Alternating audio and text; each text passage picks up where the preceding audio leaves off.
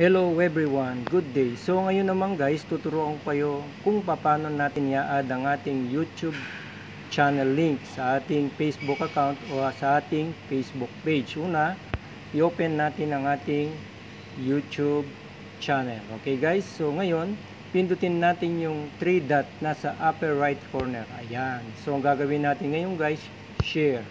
Bali, kakopy natin yung link ng channel natin. Okay guys, so nakopy na yung link natin.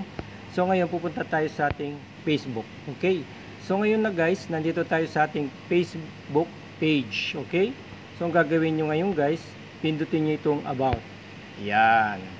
So pagka pindot nyo dun sa about guys, titignan nyo ngayon dito yung ito, see your information, about information. Okay, so ang gagawin nyo ngayon guys, ito, contact info. Okay, so pindutin nyo yung edit.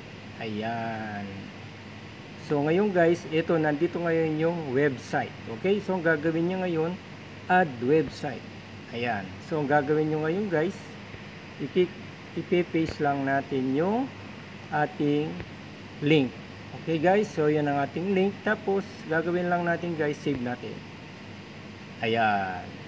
Okay guys, so ganun lang kadali guys. So nandito na ngayon yung ating link na sa ating Facebook page or Facebook account. Okay guys, thank you for watching. Please like and subscribe.